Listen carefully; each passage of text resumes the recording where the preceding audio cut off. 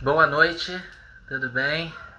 Estamos aí online mais uma vez. Eu vou colocar o fone aqui pra gente remir o nosso tempo e aproveitar, tentar evitar os ruídos, né? Vamos lá, deixa eu ajeitar aqui, vai ficar mais fácil. Estamos aí para mais uma live, um tema muito legal, tema fantástico que a gente vai trabalhar hoje. Bem-vinda, Rejane. A Rejane já entrou aí. Rejane, tá me ouvindo bem? Consegue me ouvir direitinho? Paz do Senhor.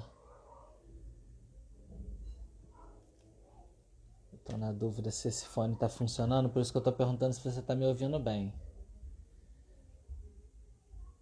Não tá não. Ai, vamos lá. É o seguinte, não, tá funcionando. Muito bem, glória a Deus. Paz do Senhor Jesus para quem está chegando, sejam bem-vindos, bem-vindas. Nós vamos trabalhar um tema aí fantástico nesse iniciozinho de noite, né? Vou chamar de noite. A gente vai compartilhar um pouquinho sobre algumas abordagens que são importantes para nós, tem tudo a ver, assim, são muito apropriadas. Colocando o pastor André Guimarães aqui para poder conversar um pouquinho com a gente sobre esse tema fantástico e que precisa ser trabalhado de uma forma muito clara, muito coerente, muito correta, e para que a gente possa, de alguma forma, de fato, fazer diferença nessa sociedade, né? Pastor André Guimarães, muito bem-vindo. Paz do Senhor Jesus, querido. Olá, meus irmãos e irmãs, paz e bem, pastor Tiago. Estamos juntos aí nessa caminhada aí. É isso aí, quero desde já registrar minha gratidão por você ter disponibilizado aí um espaço na sua agenda para estar conosco, para a gente poder trabalhar esse tema e contribuir, né, de uma forma assim, bem efetiva mesmo, para a gente mudar esse cenário que a gente tem visto sendo contado por aí nos jornais dia a dia, né? E eu agradeço também, pastor, pelo interesse do irmão de debater o tema.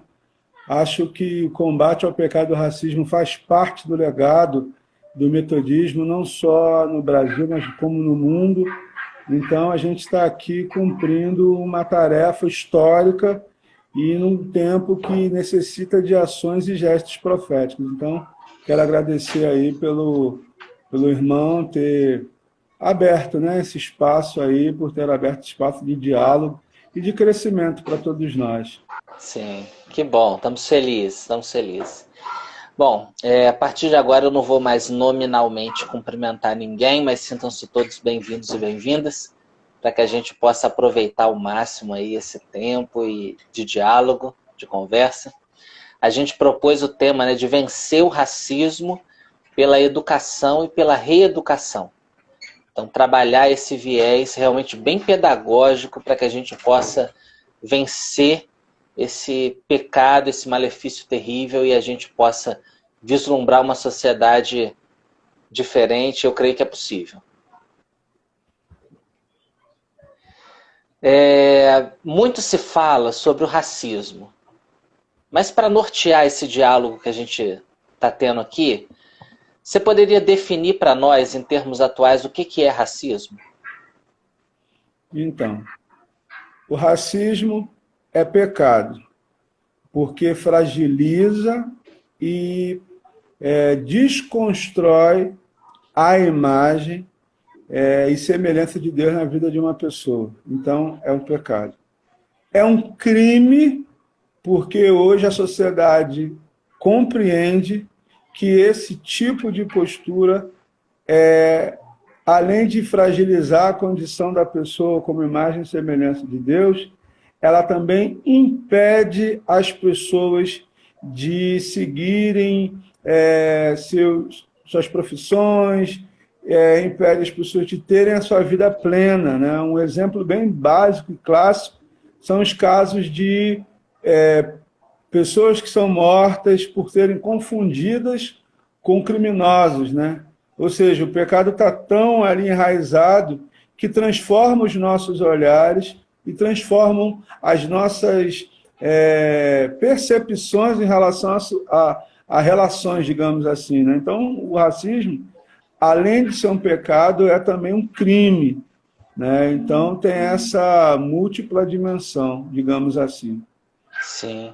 E é importante a gente realmente compreender isso, né? Porque como cristãos, a gente tem, eu diria mais do que nunca, realmente a intenção de modificar a sociedade. Então, o processo de mudar a forma de pensar das pessoas, a gente tem essa capacidade de fazer isso, né? De ajudar nesse processo de reeducação. E é quando a igreja, eu penso que quando a igreja entende realmente que o racismo é pecado, eu acredito que a própria mentalidade da igreja começa a ser mudada, né? Pois é, esse é o grande desafio, pastor. Por quê?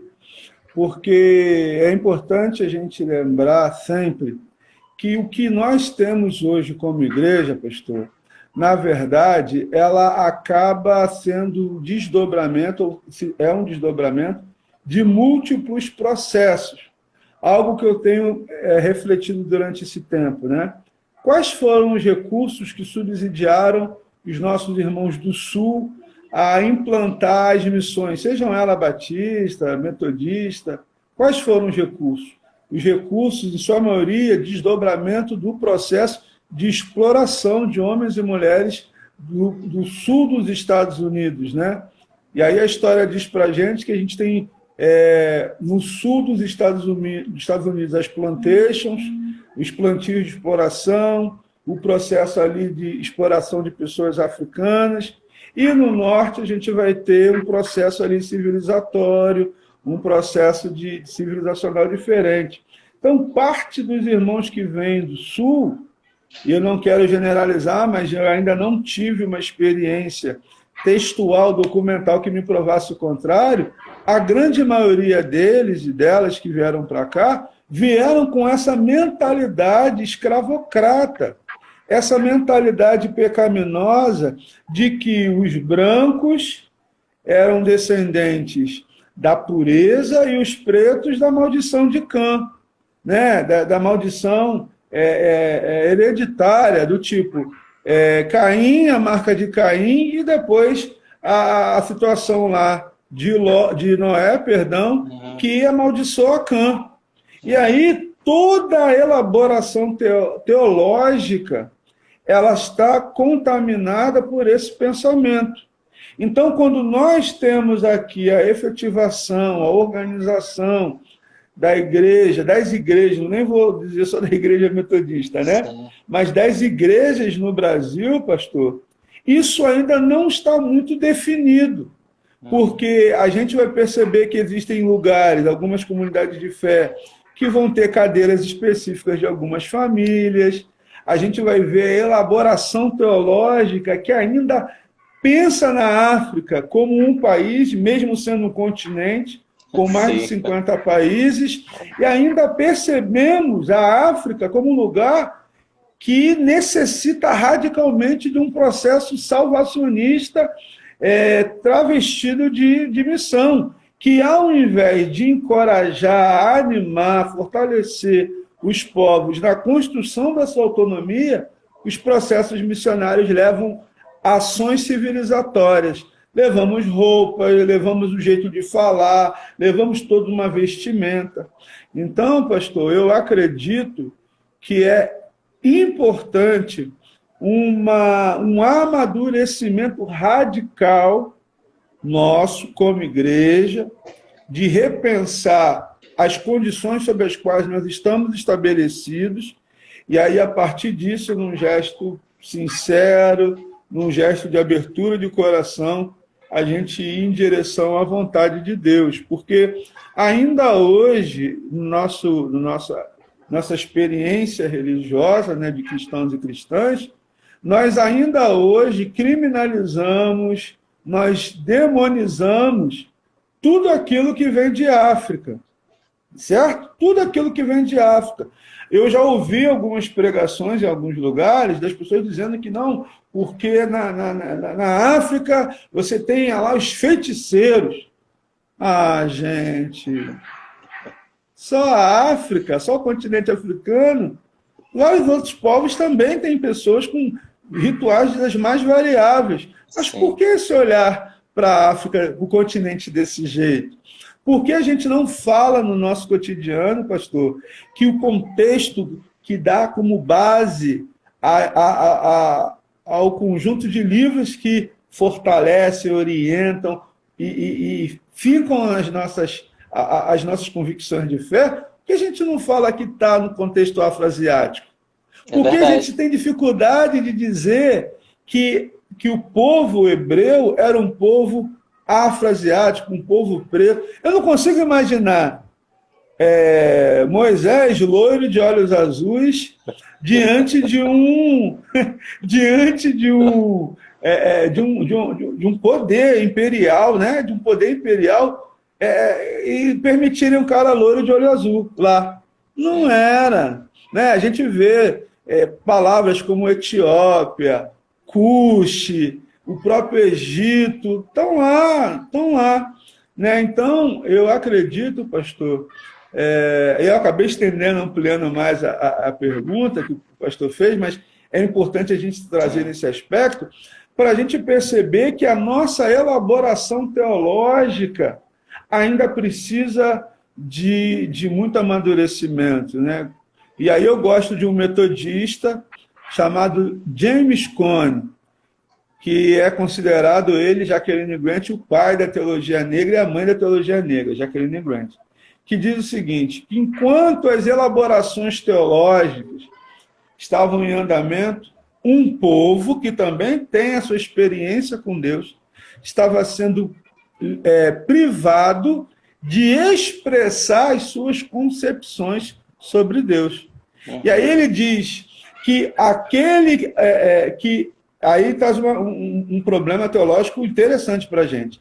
Será que são as mesmas percepções de Deus para aquele que está com a chibata na mão batendo em nome de Deus e para o outro que apanha, mas que ao mesmo tempo olha para Deus, ora para o Senhor exigindo libertação? Porque aparentemente são iguais, né? Mas a forma como nós nos dirigimos diante das dificuldades aponta uma brutal diferença. É verdade. Então, o processo da educação como superação do racismo, pastor, precisa passar por todas as estruturas da sociedade, seja ela econômica, seja ela política, seja ela teológica, seja ela social, seja ela epistemológica, ou seja, toda a nossa sociedade está contaminada pelo pecado do racismo. É verdade, é verdade. E achei ótimo ter se estendido, viu? Foi muito bom. O racismo, ele é o resultado de teorias e crenças que são inculcadas na cabeça das pessoas. A reeducação, ela é uma estratégia efetiva para desarraigar essas teorias e crenças que já foram solidificadas? Sim, essa pergunta ela é profunda, pastor, porque ela revela aí, nos provoca, né, diante de caminhos, provoca a gente em pensar em saídas, né? E, obviamente, à luz do reino de Deus, que é o nosso chão, né? A gente caminha a partir disso. Então, pastor, eu acredito que, obviamente, né, a gente vai ter aí vários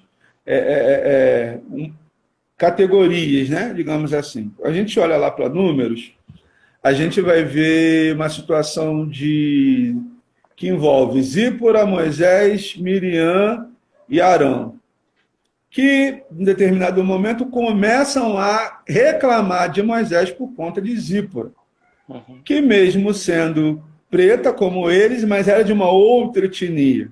O que isso revela para nós?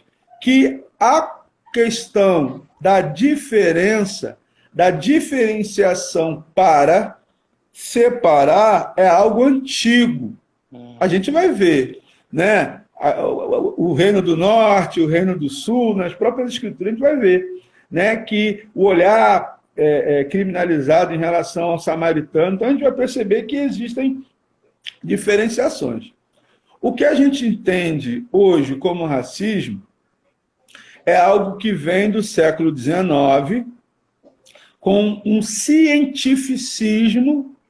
Claro que a gente vai ter experiências anteriores, né? Como o discurso fundante que legitimou o sequestro e escravidão de milhares e milhares de africanos. A gente vai ter um critério anterior, né, desse olhar, não, eu tenho a cultura, fulano não tem, eu sou avançado, fulano não tem. Mas o aprofundamento disso a gente vai ter no século XIX, a partir de teorias racialistas. Teorias essas que vão dar base para que surja a Segunda Guerra Mundial. Né? Adolf Hitler, junto com aquele grupo ali de europeus alemães, que pensam no Terceiro Reich, ou numa sociedade superior a qualquer outra. Sim. Então, o século XIX vai trazer para a gente também, no século XX, algumas elaborações. A primeira elaboração é que há um grupo superior ao outro. Essa é a elaboração do século XIX. Aí vão ter vários estudos e tal. Depois da Segunda Guerra Mundial, o conceito raça, do ponto de vista biológico, perde eficácia. E se pensa a raça do ponto de vista étnico, ou seja, do ponto de vista das categorias sociais, culturais de um povo de determinado território. Quando a gente pensa em educação para a superação do racismo, um ponto precisa ser apresentado, pastor. A necessidade de apresentar a construção histórica, cultural, sociológica, política, enfim, teológica, filosófica, de todos os povos. Porque aí a gente sai daquela ideia de termos só a Europa como berço civilizacional, como berço produtor de saberes e culturas e elaborações de desenvolvimento, e a gente passa a ver os outros povos também. A gente vai ver o povo africano, nós vamos ver o povo asiático e ver a diversidade. Por isso que eu tenho uma grande chateação com os meus irmãos, puxão de orelha, tá? Meus irmãos da bancada evangélica.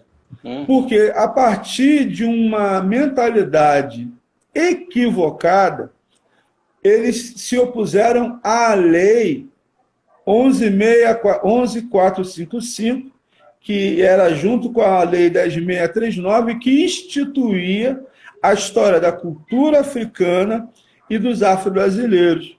Porque se eu conheço um povo, eu preciso conhecer a cultura do povo. Quando eu aprendi sobre civilização, eu aprendi a civilização europeia. Então, aprendi a cultura greco-romana, aprendi ali as culturas dos povos considerados bárbaros, que tinham ali as suas contribuições, as suas percepções sobre o sagrado. E como é que eu posso, eu falo de diversidade e não quero aprender sobre a cultura afro, sobre a pluralidade da cultura, das culturas africanas? E aí, a minha tristeza com a bancada evangélica, pastor, foi ouvir que a lei 10.639 estava ensinando o candomblé. Olha aí, meu irmão, que tristeza. Como se o candomblé fosse algo que pudesse ser ensinado fora dos seus ritos. E não é. Existe lá o ritual iniciático, existem os mistérios, existem os segredos, que só um iniciado pode ter e conhecer. Então, quando você fala da mitologia, do conjunto dos mitos fundantes que estão presentes na Grécia, estão presentes em Roma, também estão presentes no continente africano e na sua pluralidade de territórios. Eu não posso ensinar a cultura de alguém negando aquilo que é mais importante, aquilo que funda a história e experiência de um povo. Eu posso ter divergência teológica, eu posso ter divergência epistemológica, eu posso ter, mas isso não impede que eu sabote a história, que eu sabote a verdade. E aí, toda essa riqueza que compõe o conjunto da humanidade fica fragilizada. Então, na minha opinião, pastor, de coração bem aberto, acredito que a tarefa da educação é reparar todos esses silenciamentos ao longo da história, ao longo do que nós entendemos como processo civilizatório que nós negamos, né? Então, na minha opinião, as pessoas discriminam porque elas têm medo. Sim. As pessoas discriminam as outras por conta do medo do novo, do medo de um comportamento, de um pensamento que ele não domina, que a pessoa não domina. Então, diante disso, não, eu quero estar longe deles. Sabe? Não quero saber desse povo, não, porque esse pessoal aí é complicado. Sabe? Então, a gente precisa desse gesto, né? E, obviamente, com um convite da palavra de Deus, que o verdadeiro amor lança fora o medo, né? Então, a gente tem esse desafio, né? De buscar entender a cultura, entender as concepções que fundam as múltiplas sociedades, né? Não só do continente africano, mas do continente asiático também, né? A gente teve agora aí, infelizmente, por conta da situação de Covid, uma série de absurdos em relação ao povo asiático. Sim. Sabe? Não, os caras comem morcego, os caras comem isso aqui, comem isso aqui. Por isso que surgiu a doença lá. Mas, pastor, se a gente fizer uma breve pesquisa da década de 90 e início de 80, final de 80, início de 90, são os mesmos discursos que falavam de África, por conta da ebola, por conta da AIDS, sabe? Então, aparece esse tipo de discurso e esse discurso acaba ganhando status de verdade e aí entra nos nossos WhatsApps, aí fica lá. E é uma informação contada 1000 vezes, é uma informação mentirosa contada 1000 vezes com status de pseudo-verdade, né? Então, eu vejo a importância, pastor, da gente conhecer, né? Da importância da gente ouvir, né? E entender a diversidade. Sim. Gente, antes de eu fazer a próxima pergunta, eu preciso registrar que eu estou abrilhantado, viu? Eu já conhecia o pastor André Guimarães, já havia ouvido falar, né, anteriormente em outros canais e realmente, assim, quero dizer para você que está nos assistindo, pode compartilhar. O vídeo vai ficar gravado, né, aqui no IGTV, eu sempre jogo no meu canal no YouTube também. Compartilha porque é um negócio de muita qualidade, viu? Realmente, assim, alto nível, parabéns. Eu estou realmente impressionado com, assim, a qualidade com que o pastor trata do assunto, né? E aí depois, eu vi que tem uma pergunta aqui, né? Se você tem um canal no YouTube. Aí depois eu vou fazer o seguinte, no finalzinho eu vou deixar o pastor falar como que vocês conseguem contato com ele, tá bom? Só para a gente não interromper agora bem no meio, tá? Deixa eu lhe perguntar. Você consegue vislumbrar uma sociedade que vivencia na prática a superação do pensamento e de ações racistas? Sim, eu tenho testemunho de comunidades de fé, tenho testemunho de pessoas, tenho testemunho de experiências mesmo, sabe? De transformação, de reconhecimento, de metanoia, né? De metanoia. Tanto pessoas cristãs como pessoas não cristãs que se abriram para ouvir, começam a rever as suas posturas no dia a dia e que hoje se colocam como aliadas, né? Se colocam como pessoas parceiras no combate ao pecado e ao crime do racismo, né? E isso é importante porque afirma de forma poderosa que quando você conhece a verdade A verdade liberta, né? Quando você tem a oportunidade de tirar ou de abrir a percepção para compreender ou pelo menos escutar essa palavra de vida, né, que é a palavra do combate ao racismo, seja ela dentro ou fora do âmbito religioso, quando nós nos colocamos na condição de defender a vida, né, e a defesa da vida é uma palavra de verdade. Então, quando você e eu, a gente tem a oportunidade de transmitir essa verdade, que em Cristo Jesus, né, que o sonho de Deus, que o reino de Deus é uma sociedade, é o desenvolvimento de uma sociedade sem barreiras, sem medo, sem divisão. Quando uma pessoa consegue ter esse estalo, meu irmão, a vida ganha uma dimensão poderosa, sabe? Aí eu consigo entender Paulo, né? Paulo, quando desperta do sectarismo religioso, daquele pensamento fechado, ele até radicaliza mais do que aqueles que já estavam andando com Jesus, né? Que é o caso de Pedro e a galera, entendeu? E ele já sacou, ele pegou a visão ali, já sacou, foi que foi. E ainda ali Pedro, né? E o povão ali de Jerusalém, ali inquieto, preocupado, e ele, não, meu irmão, vamos embora, vamos que vamos. E ele consegue, né, trazer essa proposta do reino de Deus para todas as pessoas. A gente vai ter os textos de Gálatas, né, vários outros, que afirmam isso. Afirmam. Claro, há um desejo, existe um Espírito de Deus que nos convoca, nos mobiliza, nos sensibiliza, nos toca. Sendo que ainda por questões da carne, é importante dizer isso, ainda não damos lugar total ao Espírito. E eu creio, meu irmão, eu creio que essa realidade de pessoas transformadas, de pessoas com arrependidas, de pessoas curadas, né, desse mal, desse crime, eu acredito que nós vamos ter a superação disso tudo, né? Agora, a igreja precisa ser profética, entendeu, pastor? É verdade.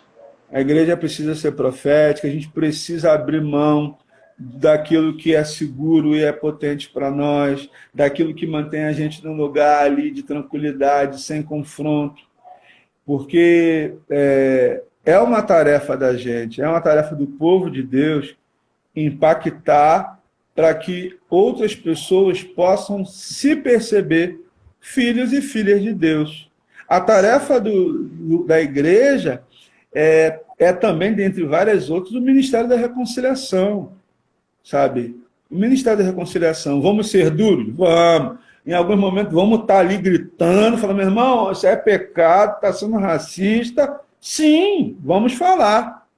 Mas o ponto final, o passo supremo é que nós possamos nos perceber como irmãos e irmãs. Esse é o projeto. Esse é o projeto. Esse é o que nos chama a servir ao Senhor. Que todas as relações de desigualdade, de injustiça, de verticalidade sejam quebradas. E possamos ter a mesa, né? Como é na nossa tradição metodista, a mesa ali como referência, ter a mesa como referência de novas relações, né? Referência aí do reino encarnado entre nós, né? Então, eu acredito, existem sim testemunhos de pessoas convertidas à luta. Enfim, eu não pedi a ele, né? Eu não pedi a ele para falar, mas eu vou falar, mas não tem problema, porque eu acho que já falou em outros lugares. O nosso querido Bispo Lockman. Ele dá um testemunho riquíssimo sobre aquilo que ele viveu por conta da paternidade do Fernando. Sabe? Ele conta das vezes que Fernando chegava triste, dele ver as pessoas maltratando, sabe, o Fernando. E aí, assim, eu acho muito potente, porque ele sentiu a dor. É a questão da misericórdia, né? que também às vezes a gente... Misericórdia e compaixão, que aparentemente são diferentes, mas caminham dialogando de uma forma bem plena. Naquele momento ali, pastor, o bispo Paulo Lockman, ele encarnou, ele sentiu a dor. E sempre que ele pôde, ele estava ali denunciando, falando, né, sobre a questão do pecado e do racismo. Foi um dos grandes incentivadores da pastoral de combate ao racismo na primeira região, né?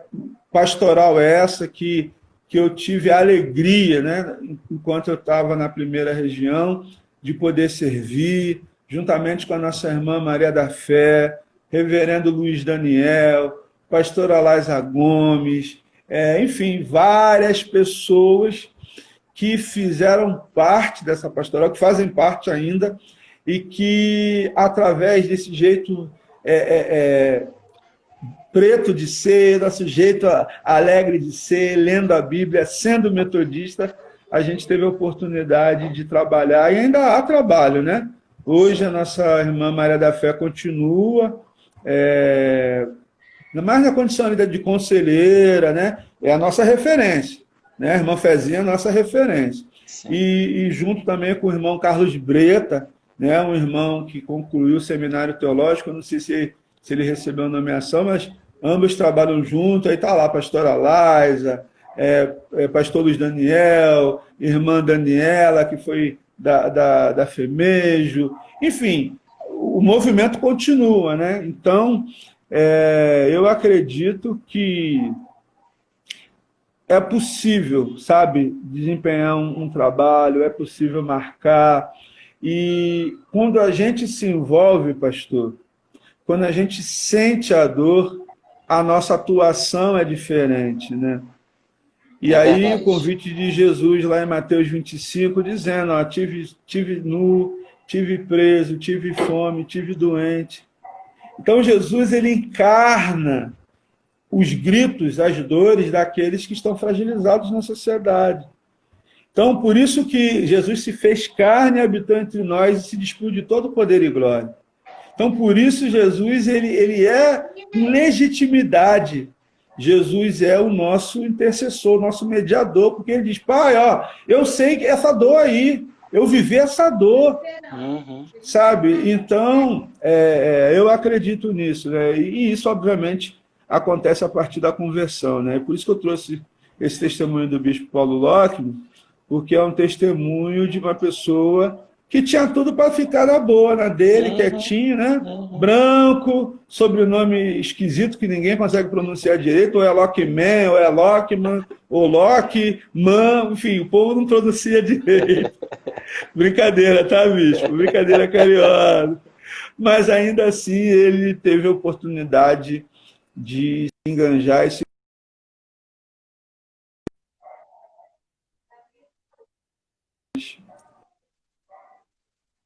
É verdade, é verdade. Acho que travou a internet um pouquinho do pastor André Guimarães e realmente, assim, quem já ouviu o bispo Paulo Lockman ou a Gláucia Lockman, né, a esposa, falando sobre, assim, como que foi a dor deles ao ver, né, as ações racistas que partiam em direção ao Fernando, que é o realmente perceber que eles sentiram, né, de forma muito... É isso que o pastor está trabalhando, né? A gente conseguir realmente, assim, encarnar a dor do outro, entender que racismo é pecado, a gente luta contra o racismo, a gente não aceita o racismo, porque vai ser crime também. Mas eu diria que para nós que acreditamos em Cristo, antes da gente olhar como crime, a gente tem que olhar como pecado, de forma muito séria e combater, né? Combater mesmo, assim, com ações efetivas, de educação, de reeducação, de conscientização das pessoas, para que a gente possa vislumbrar mesmo uma sociedade diferente, uma sociedade mais justa, uma sociedade melhor, né? Pastor André Guimarães já está entrando aí de novo, que a internet é assim, gente. A internet é isso mesmo. Pastor, está me ouvindo? Estamos lhe ouvindo bem, estamos lhe ouvindo bem. Pronto, a câmera travou, só Jesus, mano. Tranquilo, sem problema, sem problema. Eu queria perguntar de que maneira a formação educacional pode contribuir para o surgimento de gerações menos marcadas pelo racismo. Sim. Como a gente havia falado antes, né? A educação ela precisa apresentar diversidade, sabe, pastor? E apresentar diversidade é a gente poder conhecer a contribuição de cada povo, né? Dos povos, no que a gente tem hoje, né? Como sociedade, como civilização, digamos assim. E principalmente na nossa, na tradição nossa cristã, eu penso na educação cristã, porque aí, né, a gente ainda está muito atrasado em relação a isso, né? Muito, infelizmente. Mas uma boa tarefa para a gente na educação cristã é a gente poder trazer ali a contribuição, né? Ou descobrir os povos, descobrir as culturas que estão ali no Primeiro Testamento, sabe? Que a gente encontra ali no Primeiro Testamento, perceber ali como cada cultura dialogava com a outra, sabe? No âmbito educacional, entre aspas, secular, a gente já tem muitos avanços, sabe, pastor?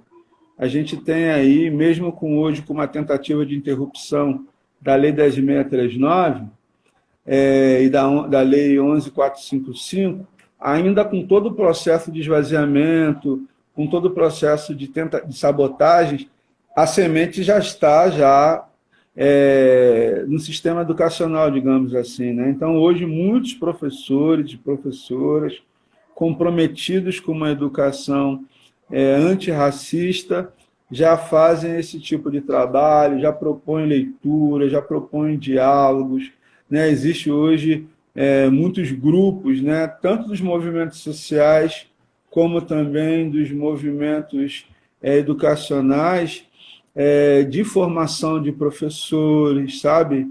De novos conteúdos, de conteúdos de renovação e como é que eu posso dizer, de atualização permanente, entendeu, pastor? Então, eu gosto de pensar que fora da igreja está andando. Agora, o desafio é dentro da igreja. Mas eu também percebo esforços, né? A gente tem aí a nossa revista da Escola Dominical, é muito boa, que trabalha muito seriamente, não só o tema do pecado do racismo, mas vários outros temas também, né? Então, eu vejo, mesmo diante dessa crise que a gente está vivendo hoje, todo mundo achar que tudo é coisa de esquerdista, tudo, essas coisas todas aí, mesmo diante de tudo isso, eu acredito que a gente tem aí bons caminhos aí pela frente, sabe? Sim. E que daqui a uns anos, não que a gente tenha, de uma forma imediata, instantânea, a superação do pecado do racismo. Mas, assim, nós vamos ter aí pessoas sensibilizadas e que vão poder caminhar junto na superação, né? Sim. E na manutenção de uma sociedade mais justa e sem barreiras. E que vai nos permitir realmente vivenciar gerações que não vão simplesmente repetir os erros das gerações passadas, né? Vão conseguir partir do zero para construir uma sociedade realmente onde a gente não identifique tantas ações e nem pensamentos racistas, né? Do zero eu acho que não, mas acredito que essas experiências ruins que a gente teve, elas serão demonstradas de uma forma analítica, dizendo, gente, lembram? Há muito tempo atrás, como a gente tem hoje em relação à situação da Segunda Guerra Mundial, a situação ali dos judeus, né, que foram ali estigmatizados e tal. Então, até hoje, você vê os judeus com uma memória, né, com um museu ali que lembra, em determinado momento aconteceu isso. Semelhante a gente vê nas escrituras, né? Deus falando para o povo de Israel, lembra que vocês foram escravos do Egito, sabe? Para que ali seja um ponto de partida para que eu não olhe para trás, para que eu não fique aprisionado ao passado e ande em direção ao futuro e presente, né, tendo entendimento que já aconteceu alguma coisa ruim e que isso não é bom. É verdade, é verdade. O racismo velado é tão cruel quanto o público? Pastor, racismo é racismo. Velado ou não, ele é racismo, sabe? E são sutilezas, né? Mas tem o mesmo potencial nefasto, sabe? Porque o velado, aparentemente, a pessoa não fica exposta. A pessoa que comete o racismo. Mas a que sofre está lá, está sentindo a dor. Sente a dor tanto exposto publicamente, como ali no miudinho, entendeu? É a mesma dor. É o mesmo sufoco, entendeu? Então, eu acho que a dor é... A dor é dor, pastor. A dor é a dor. Sabe? Então, exposto ou não, tem o mesmo impacto na vida de uma pessoa. Como é que está o nosso tempo? Estamos quase. Estamos quase. Estamos com 40 minutos. Fiquei fora do ar um tempão, rapaz. Eu tô falando ali, eu tô vendo a tua imagem parada ali, que você presta atenção, tu fica parado, seu rosto congela, tu não faz expressões. E eu tô ali, né? Pastor é uma tristeza, né? Percebe logo a expressão... Tudo, né? A expressão facial. Então eu tô falando ali, falando, tô vendo ali. Falei, gente, então beleza, eu tô falando. Daqui a pouco a minha imagem fecha e você, eu acho que o nosso irmão aqui congelou. Eu falei, Jesus, misericórdia. E eu abrindo a matraca falando a beça. Mas enfim, tamo aí, mesmo. Tamo aí. Mas a gente já tá caminhando também para encerrar, né? Sim. Eu queria lhe perguntar, assim, a educação e a reeducação da expressão da fé, então especificamente da expressão da fé, podem influenciar diretamente no pensamento e na expressão racista? Pode.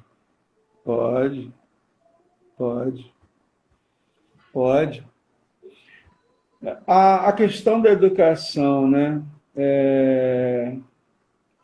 Tendo esse elemento... Se eu entendi errado, o irmão me corrija, por favor, né? Se a gente tem a oportunidade, né? Um exemplo, a partir da palavra, a gente compreender esse mandamento de forma bem radical, né? Que eu preciso amar o outro como a mim mesmo. Logo, uma pessoa preta que foi abordada, sofreu alguma abordagem policial, e eu estou vendo... Logo, esse pensamento, esse princípio cristão, vai me ajudar a tomar uma iniciativa contra esse ato racista que está sendo implementado. Essa é a pergunta, pastor, que o pastor fez mesmo? Sim. Certo? Por exemplo, quando você vê lá o pastor Martin Luther King, outras pessoas também, né, que compreendem o Evangelho de Jesus, elas mudam as suas práticas e vão na busca de fragilizar práticas, pensamentos, estruturas educativas racistas. Você vai ver o posicionamento de cristãos ali, convertidos, né, na defesa da vida, lutando contra a educação separada que tinha nos Estados Unidos, por exemplo, sabe? Aqui no Brasil, você vai ver homens e mulheres, inclusive metodistas, empenhados na elaboração, na efetivação de planos de ação, né, projetos políticos pedagógicos na superação do pecado do racismo. Eu não pedi também autorização a ele, não, mas eu vou falar. O bispo Luiz Virgílio tem uma dissertação, não sei se é de mestrado ou até de doutorado dele, que fala sobre o aspecto da educação antirracista, né? Então, assim, a educação ela pode, com potência, fragilizar práticas e próprias estruturas ou ações racistas no âmbito da educação, né? Porque, como diz Nelson Mandela, a mesma forma que você é ensinado a odiar, você pode ser ensinado a amar também, né? A gente aprende o racismo. O próprio preto e a preta não é que ele se torne racista, porque não tem condições do preto ser racista. O preto, ele reproduz o racismo. O que faz o racista ser racista? É ele promover um ataque ou fragilizar a condição de um homem ou de uma mulher preta e ele não ser afetado pela estrutura. Entende? Por exemplo, né, uma pessoa, sei lá, enfim, uma pessoa chega e diz para mim, cara, você tem cara de doidão, você tem cara de bandido, e, pô, cara, você não deve levar você a sério por causa do seu estereótipo, sei lá. O cara que falou isso para mim, ele vai olhar para a televisão, para a cultura, para todas as outras coisas, e a cultura, a televisão, tudo vai realmente confirmar os estereótipos que ele diz.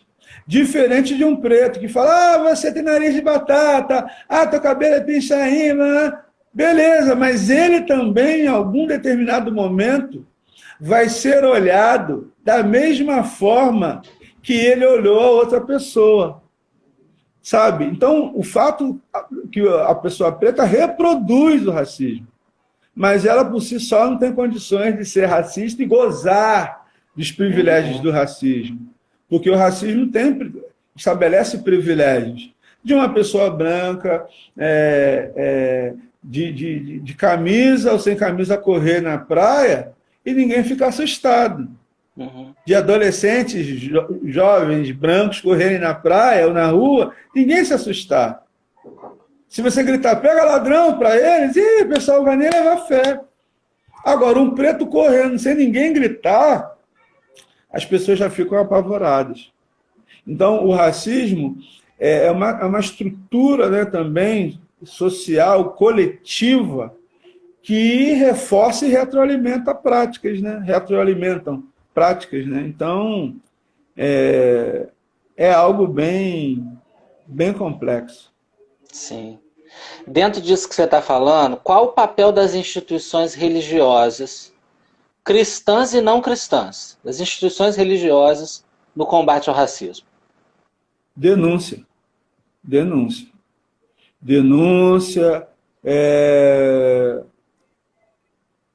organização, para que as pessoas, de fato, sejam responsabilizadas pelo que fazem, né? E as igrejas um engajamento radical que envolve desde o momento da oração até as ações que a igreja realiza para a sociedade, para a comunidade, sabe? Da percepção do pastor, da pastora.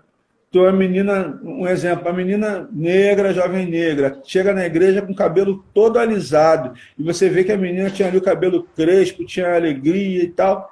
A tarefa pastoral é perguntar, meu irmão, o que aconteceu? A tarefa pastoral é perguntar por que a pessoa preta, criada à imagem e semelhança de Deus, necessita ser igual ao branco. Isso é uma tarefa teológica.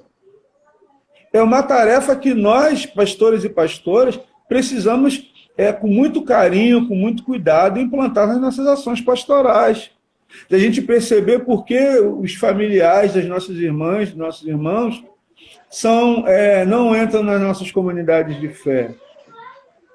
Por quê? Quais são as piadinhas? Quais são os olhares? É importante a tarefa, esse cuidado pastoral, ter esse tipo de sensibilidade, sabe? Da gente trabalhar as representações, sim. Jesus pode ser preto, deve ser preto. Os anjos podem e devem ser pretos também. Meu coração estava sujo, estava preto e agora está branco. Não! O coração está com pecado e acabou. Jesus vai limpar e vai ficar vermelho, que é a cor do coração, do sangue que envolve o coração. Não vai ficar branco, não. Sabe? Então, pastor, são tarefas que a gente precisa ter, do fortalecimento da autoestima do povo. Meu irmão, o povo preto, em sua maioria, eles não são animados a ocupar outros espaços. Quantos são os pastores e pastoras pretos que a gente conhece e tem? Onde eles são nomeados também é um outro... É dedo na ferida, a gente tem que colocar. Quais são as nomeações dos pastores pretos? Quais são? Quais são as nomeações dos pastores brancos de sobrenome na nossa igreja? Aí eu agora estou apertando o furúnculo interno. Como é que funcionam isso? A gente sabe de casos, irmão, de pessoas que foram nomeadas para algumas igrejas e o povo dizer que ele não preencheu o perfil. Né? O irmão é pastor veterano, né? Mais velho do que eu sou caçulinha ainda, eu sou novato, mas eu sei disso. De igrejas que disseram, não, fulano de tal não tem perfil. E ao invés de a gente tratar isso, muitas das vezes a gente cedeu. Uhum. Olha a oportunidade que a comunidade de fé tinha, meu irmão, de se curar disso, de curar desse pecado, de achar, não, fulano tal tem perfil. Não, meu irmão, pastor é pastor, pastora é pastora. A comunidade que Deus der, sob orientação do Espírito Santo, através da vida da bispa, do bispo, dos superintendentes distritais, a igreja que o varão, a varoa for, meu irmão, é lugar de ser abençoado, e do pastor ser abençoado também. A gente não pode ceder, meu irmão, a nenhum tipo de pressão que tente afirmar a desigualdade, sabe? Então, a nossa tarefa ela é forte, mas o Espírito Santo de Deus nos fortalece, né, meu irmão? É verdade, é verdade. Bom, eu quero agradecer mais uma vez e já quero deixar um convite para a gente voltar a dialogar, porque realmente foi um tempo assim brilhante. Pastor Alan, eu vi a sua pergunta, só não tem como trabalhar ela agora, porque eu preciso terminar antes das 19 horas. Mas a gente vai numa outra oportunidade de voltar para a gente poder continuar conversando, para a gente poder continuar trabalhando, mas eu quero registrar minha profunda gratidão. Foi um tempo brilhante, realmente assim, um tempo muito prazeroso. Então, assim, como eu tenho dito aqui, vai ficar gravado no IGTV, depois vai para o meu canal no YouTube, você procura lá Pastor Tiago Pacheco, você vai achar no canal, compartilha, manda para as pessoas, fala para elas ouvirem, porque a gente pode contribuir para ter uma sociedade melhor. Sim. E já finalizando, né, eu quero agradecer a oportunidade, dizer que estou à disposição. O nosso Instagram é Guimarães Reis, né, @Guimarães Reis. Toda segunda e quarta nós temos uma live, né, junto com o irmão franciscano, o irmão Jefferson, chamado Diálogos da Esperança, onde lá nós temos a oportunidade de conversar com pessoas de vários segmentos da sociedade, de várias religiões, sempre pensando em meios da gente estar sinalizando, construindo e agindo em prol de continuar, né, uma sociedade com esperança. Respondendo rapidinho para o pastor Alan, como tratar isso, ele botou lá, como tratar isso sem a visão política? Evangelho. Evangelho, meu irmão. Não tenhamos medo de anunciar o evangelho. Através do evangelho, nós temos a oportunidade de caminhar em prol de uma sociedade mais justa. A ideologia, seja lá o que for, não consegue dar conta daquilo que o evangelho se propõe. Sabe, irmão? Então, assim, anuncie o evangelho. A ideologia falha, mas o evangelho é pleno e é completo. É a teologia do reino de Deus, né? A teologia do reino de Deus, que deu base a todas as teologias bonitas que a gente vê por aí. Então, se a gente insistir no evangelho, na teologia do reino de Deus, né, a gente vai poder caminhar, né, e deixando o povo nas suas confusões políticas, poder caminhar e, obviamente, realizando a vontade de Deus. Então, um abraço, né, para todos e todas. Mando um abraço da Igreja Metodista Filadélfia, né, aqui do bairro de Engenho Velho da Federação, que é uma igreja da Remini, região missionária do Nordeste. Mandar um abraço do povo daqui de Engenho Velho da Federação. E estamos abertos, pastor, para uma próxima oportunidade, tá? E estamos juntos aí, como diz o nosso povo aí, a gente está aliançado, hein, varão? Estamos aliançados aí, estamos juntos aí, e a gente vai caminhar aí na promoção do reino de Deus. Forte abraço. Amém, amém. Vamos orar, gente. Obrigado, querido Deus, por esse tempo precioso que nos deu. Nossa gratidão a Ti, Desejamos, como embaixadores, embaixadoras do Reino dos Céus aqui na Terra, combater o pecado do racismo, para que possamos, através da educação e da reeducação, formar gerações que possam pensar de maneira diferente e agir diferente. Nos ajuda, nos dá sabedoria, cuida de nós, em nome de Jesus. Amém. Amém. Amém. Forte abraço, meu irmão. Paz, Paz e Deus abençoe, bem. gente. Um grande abraço para todo mundo. Amém. Tchau, tchau.